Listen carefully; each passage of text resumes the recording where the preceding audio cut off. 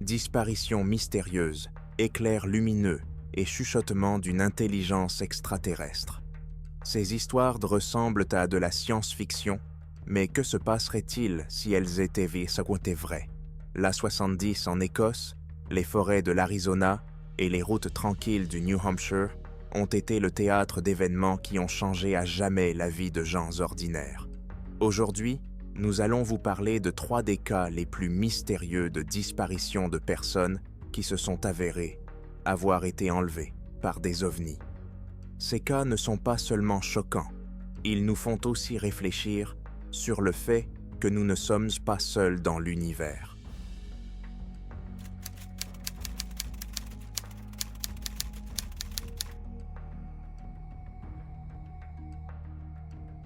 L'incident survenu sur la route A-70 en Écosse, connu sous le nom d'enlèvement de Gary Wood et Colin Wrighton, soulève encore de nombreuses questions et reste l'une des histoires les plus discutées dans le domaine de l'ufologie.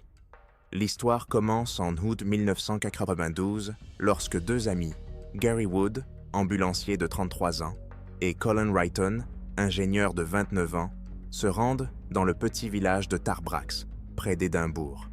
Ils empruntent la route A70, connue pour son isolement et son trafic relativement faible. La journée a commencé comme un voyage normal. Gary conduisait et Colin, assis sur le siège passager, parlait tranquillement d'une prochaine visite à un ami. Ils prévoyaient d'être de retour à Édimbourg dans quelques heures. Dehors, c'était une chaude nuit d'été et rien ne laissait présager un problème. La route A70, entourée de forêts denses et de collines, semblait calme. Cependant, alors que la voiture approchait de l'une des parties les plus sombres et les plus isolées de la route, Gary a remarqué quelque chose d'étrange. Devant lui, planant au-dessus de l'autoroute, se trouvait un objet noir de forme ovale. Selon Gary, cet objet était parfaitement immobile et n'émettait aucun son. Sa surface semblait mate, comme si elle absorbait la lumière. Colin, qui a remarqué l'objet quelques secondes plus tard, s'est immédiatement senti alarmé. Les amis tentent de comprendre ce qui se trouve devant eux. Il peut s'agir d'un gros drone, d'un avion expérimental ou même d'un étrange phénomène optique. Gary a décidé de continuer à rouler, pensant que le phénomène pouvait simplement être détourné. Mais plus il se rapprochait, plus il ressentait une pression, qu'il décrivait comme une étrange sensation de lourdeur dans la poitrine. Lorsque la voiture s'est retrouvée directement sous l'objet, tout autour d'eux a soudain été plongé dans une profonde obscurité. Les phares de la voiture n'éclairent plus la route et le moteur s'arrête de tourner. Le silence est si absolu qu'il en est presque assourdissant. La première chose dont ils se souviennent est la sensation de chute libre. Les 2 hommes décriront plus tard que leur corps était comme suspendu dans les airs et que tout ce qui les entourait devenait de plus en plus flou. Après cela, c'est comme si leur conscience s'était éteinte. Lorsque Gary et Colin ont repris conscience, ils se sont retrouvés dans la même voiture, garée au bord de la route. La sensation de lourdeur avait disparu et le moteur tournait à nouveau. Cependant, quelque chose ne va pas. L'horloge de la voiture indique qu'il s'est écoulé environ 2 heures depuis qu'ils ont vu l'objet, alors que le trajet n'aurait pas dû durer plus de 30 minutes. Les amis se sentent accablés. Leur corps est comme paralysé par la fatigue et leurs pensées sont confuses. Ils poursuivent dans leur route, en silence, jusqu'à Tarbrax, mais ne disent plus un mot de ce qui s'est passé cette nuit-là. Chacun d'eux essaie de comprendre ce qui s'est passé, mais il leur est difficile d'expliquer exactement ce qui s'est passé. Dans les jours qui ont suivi, les 2 hommes ont commencé à remarquer que leur état mental se détériorait. Gary a commencé à faire des cauchemars dans lesquels il voyait des lumières vives et des silhouettes étranges avec de grands yeux. Colin souffrait d'un sentiment constant d'anxiété et de peur, surtout la nuit. Ils évitaient de parler de l'incident, mais tous deux sentaient que quelque chose d'extrêmement étrange leur était arrivé. Au bout de quelques semaines, Gary, dont l'état était devenu insupportable, décida de demander de l'aide à l'ufologue Malcolm Robinson, qui enquêtait à l'époque sur les phénomènes paranormaux en Écosse. Robinson a rencontré les deux hommes à plusieurs reprises, afin de recueillir le plus d'informations possible sur l'incident. Pour aider Gary et Colin à comprendre ce qui s'était passé, Robinson a suggéré une régression hypnotique.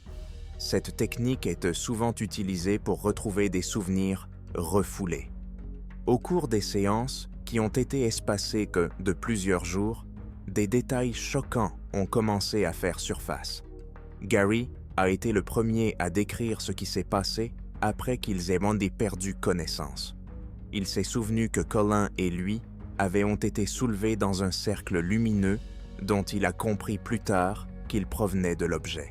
C'était comme si leur corps flottait, sans aucun contrôle sur leurs mouvements. Ils se sont ensuite retrouvés dans une pièce blanche, aux murs aveuglants. Les hommes ont décrit des êtres humanoïdes qui les entouraient.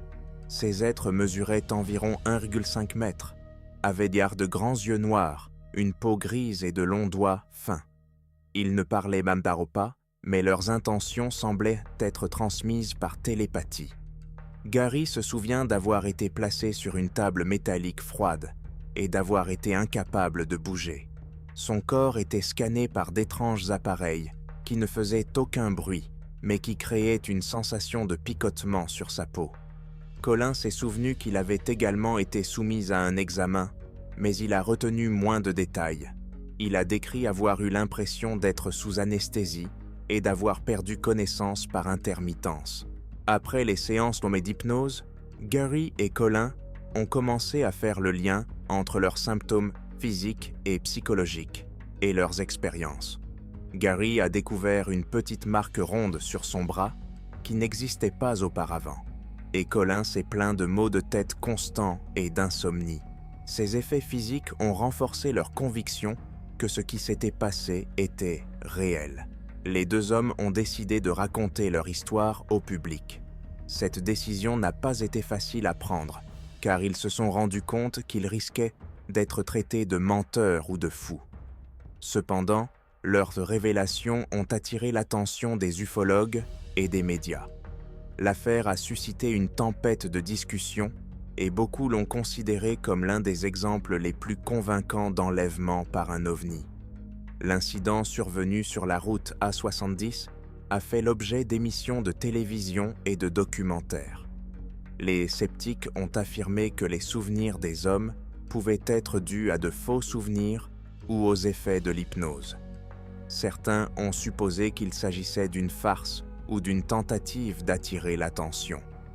Cependant, de nombreux chercheurs spécialisés dans les phénomènes paranormaux ont affirmé que les détails décrits par Gary et Colin correspondaient à d'autres cas d'enlèvement dans le monde.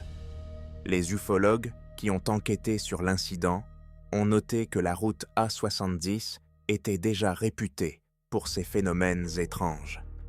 Plusieurs conducteurs ont signalé des objets lumineux et des sons anormaux dans la région, bien qu'aucun cas n'ait reçu autant d'attention que l'histoire de Gary et Colin. Plus de 30 ans ont passé, mais l'histoire de Gary Wood et Colin Wrighton reste un élément important de l'histoire de l'ufologie. Pour beaucoup, cet événement reste la preuve de l'existence d'une intelligence extraterrestre. Pour d'autres, c'est un rappel de la facilité avec laquelle l'esprit humain peut créer des histoires complexes et détaillées sous l'influence du stress ou de l'hypnose.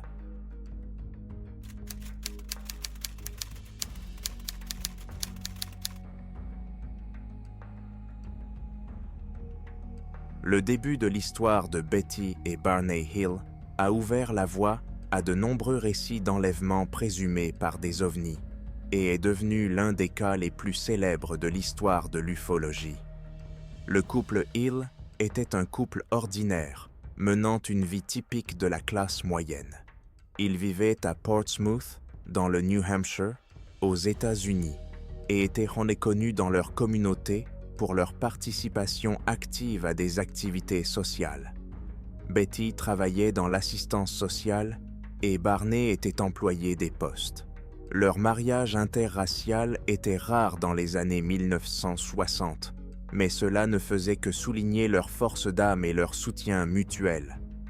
En septembre 1961, cherchant à rompre avec le quotidien, le couple part en vacances au Canada. Le voyage était prévu comme des vacances courtes mais agréables.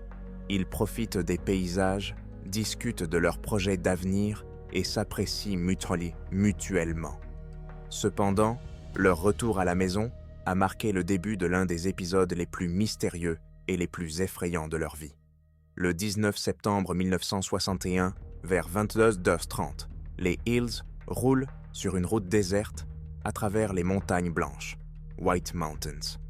La nuit est claire, les étoiles brillent dans le ciel. Betty, assise sur le siège passager, remarque une étrange lumière dans le ciel.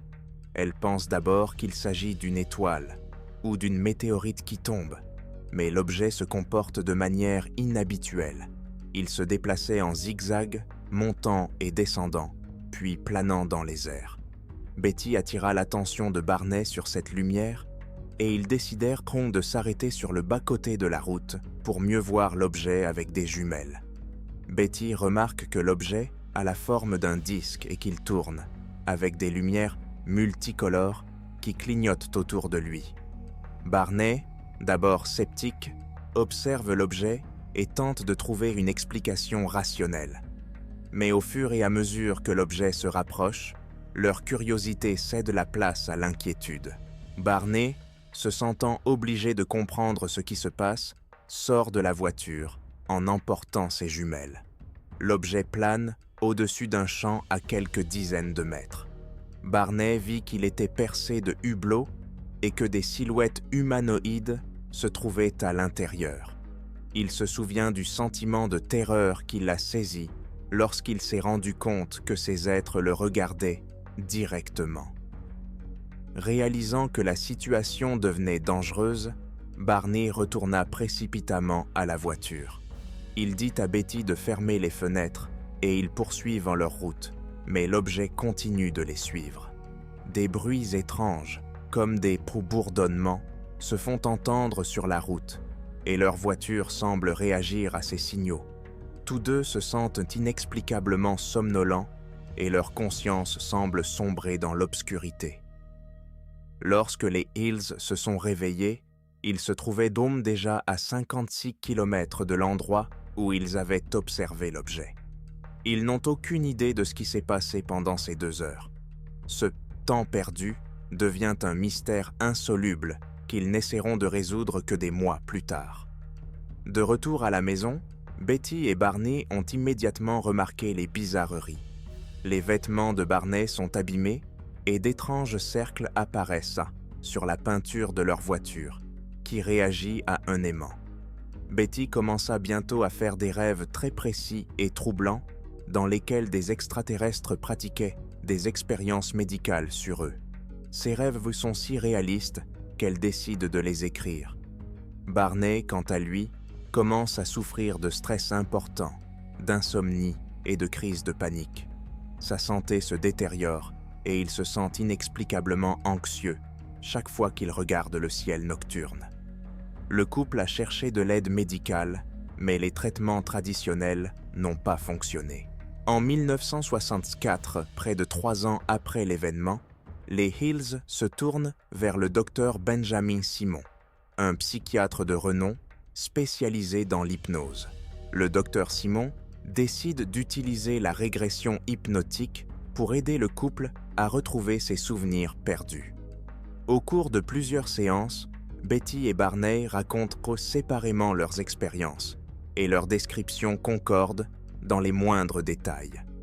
Ils ne se sont souvenus que leur voiture s'était arrêtée sur la route et que des êtres humanoïdes s'étaient approchés d'eux et leur avaient demandé de sortir. Aucun effort significatif de la part des créatures n'a été nécessaire. Betty et Barney ont obtempéré comme s'ils étaient hypnotisés. Ils ont été escortés à bord du navire où ils ont été séparés. À bord du navire, selon Betty, elle ayant été placée sur une table et a commencé à être examinée. Les êtres ont utilisé des instruments étranges pour examiner sa peau, ses cheveux et ses yeux. L'un des êtres a inséré une longue aiguille dans son abdomen, expliquant qu'il s'agissait d'un test de grossesse. Betty se souvient avoir ressenti une douleur, mais l'une des créatures lui a touché la tête et la douleur a immédiatement disparu. Barney s'est souvenu qu'on lui avait placé un dispositif ressemblant à une ventouse pour examiner ses organes génitaux. Il a également décrit comment des échantillons de sa peau et de ses ongles ont été prélevés.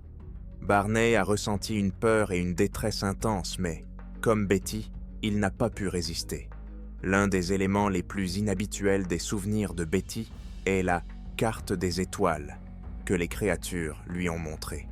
Elle l'a décrite comme un hologramme tridimensionnel qui indiquait les étoiles et les routes qui les reliaient. Betty a demandé d'où il venait, mais n'a obtenu qu'une réponse évasive. Des années plus tard, Betty a dessiné cette carte, et l'astronome amateur Marjorie Fish a supposé qu'elle correspondait au système stellaire Zeta Grid. Cette conclusion a suscité un grand intérêt, mais a été critiquée pour son manque de preuves scientifiques. L'histoire de Betty et Barney Hill s'est rapidement répandue, devenant la première histoire d'enlèvement par un ovni largement médiatisée. Elle suscite à la fois intérêt et scepticisme. Certains pensent que leurs souvenirs sont le résultat de fantasmes partagés ou de l'influence des rêves. D'autres pensent que l'hypnose a pu induire de faux souvenirs. Malgré les critiques, les Hills sont restés fidèles à leur version des faits. Ils ne cherchaient ni la gloire ni le gain financier, et leur histoire a continué à inspirer les ufologues et les chercheurs de phénomènes anormaux. Le cas de Betty et Barney Hill a marqué un tournant dans l'étude du phénomène OVNI. Il a non seulement attiré l'attention du public, mais a également jeté les bases de nombreuses autres histoires d'enlèvement. Aujourd'hui, cette histoire reste l'une des plus discutées et des plus étudiées dans le domaine de l'ufologie, soulevant des questions sur la nature de la perception humaine et la possibilité d'un contact extraterrestre.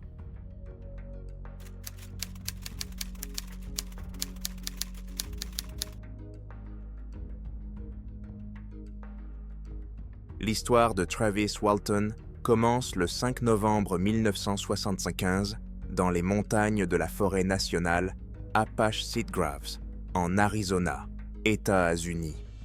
L'incident est devenu l'un des cas les plus discutés et les plus documentés d'enlèvement présumé par un ovni. Pendant des décennies, l'incident a suscité des débats parmi les sceptiques, les ufologues et le public, mais les détails de l'histoire restent surprenants et donnent à réfléchir. Travis Walton était un jeune bûcheron de 22 ans qui travaillait avec une équipe de 6 personnes pour déboiser une forêt dans une région montagneuse isolée. Son superviseur était Mike Rogers, qui avait obtenu des contrats d'exploitation forestière du gouvernement pendant plusieurs années consécutives. Mike, Travis et leurs collègues, Alan Dallas, John Goulet, Ken Peterson, Dwayne Smith et Steve Pierce, étaient deux des ouvriers réguliers qui se connaissaient bien et travaillaient souvent dans des conditions extrêmes. Ce jour-là, leur journée de travail touche à sa fin et les hommes chargent leurs outils dans la camionnette de Mike, s'apprêtant à rentrer chez eux. Le soir tombe et le ciel, au-dessus des montagnes, se drape d'obscurité. Le groupe, fatigué par une longue journée de travail, est impatient de reprendre la route vers Snowflake, la petite ville de l'Arizona où ils vivent. Alors que la camionnette s'engage sur les routes sinueuses de la forêt, les hommes remarquent une lumière inhabituelle qui brille à travers les arbres devant eux.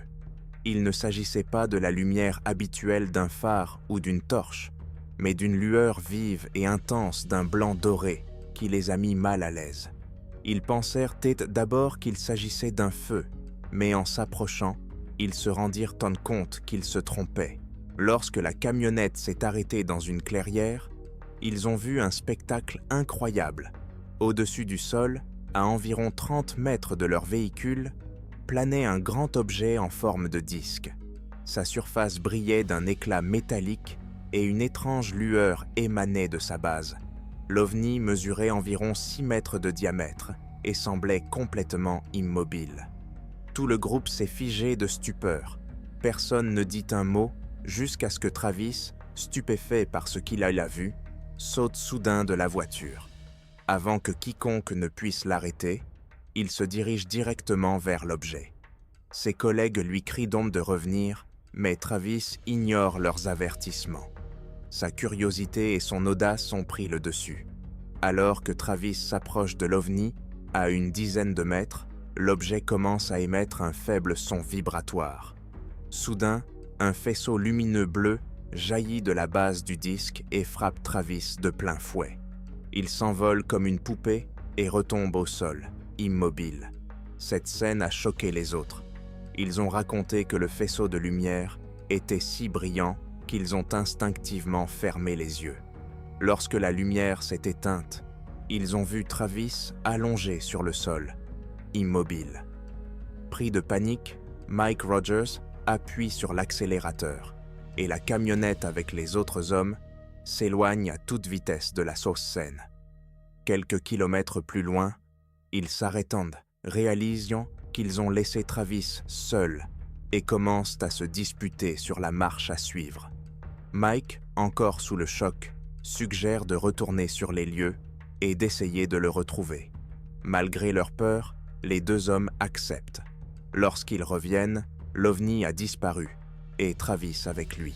Ils fouillent alors toute la clairière en criant son nom, mais ne trouvent aucune trace de lui. La réalisation que leur ami avait disparu dans des circonstances aussi mystérieuses les remplit d'horreur. Les hommes d'Adi décident de retourner à Snowflake et de signaler l'incident aux autorités locales. Lorsqu'ils arrivent au poste de police, leurs récits sont accueillis avec scepticisme. Le shérif Gillespie, qui a recueilli le rapport, a d'abord pensé qu'il s'agissait d'un stress collectif ou d'une plaisanterie. Mais le sérieux et le choc apparent dans la voix des témoins l'incitent à ouvrir une enquête. Le lendemain, une équipe de recherche est envoyée sur les lieux. Pendant plusieurs jours, des hélicoptères, des chiens et des bénévoles fouillent les bois à la recherche de Travis, mais aucune trace n'était retrouvée. Pendant ce temps, des rumeurs sur ce qui s'est passé commencent à se répandre dans la ville. De nombreuses personnes ont commencé à accuser les hommes d'avoir tué Travis et d'avoir caché son corps. La pression du public et de la police se fait de plus en plus forte. 5 jours plus tard, dans la nuit du 10 novembre, Travis fait une apparition inattendue. Il a appelé son frère Dwayne d'une cabine téléphonique et lui a demandé de venir le chercher. Lorsque Dwayne l'a trouvé, Travis était dans un état d'épuisement et de désorientation extrême. Il avait l'air d'avoir subi une grave épreuve. Travis a ensuite raconté sa version des faits.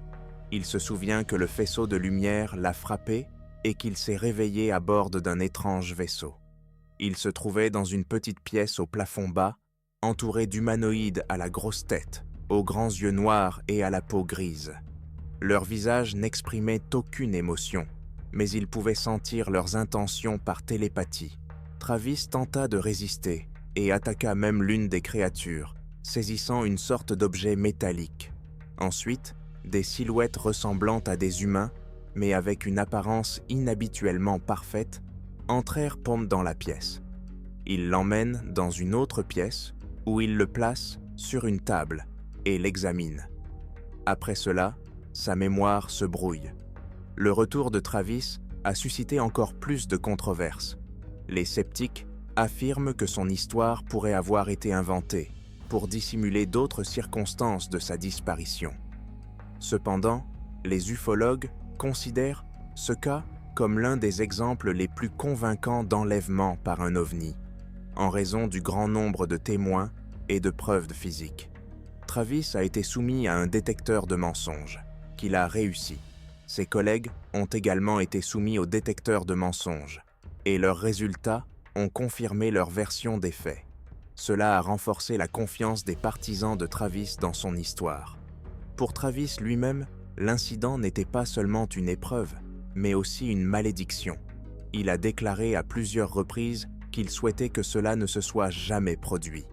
Il a dû vivre avec l'opprobre d'être l'homme enlevé par un ovni, ce qui l'a amené à être constamment surveillé par le public et la presse. C'est tout pour aujourd'hui. Merci d'avoir regardé jusqu'à la fin et d'avoir plongé avec nous dans le monde des histoires mystérieuses. Vous avez aimé? Alors donnez-nous un like et abonnez-vous pour que nous ne manquions pas d'autres épisodes passionnants. Et dans les commentaires, dites-nous ce que vous pensez de ces affaires ou partagez vos histoires insolites. Nous en parlerons peut-être dans les prochaines vidéos. À bientôt les amis, au revoir.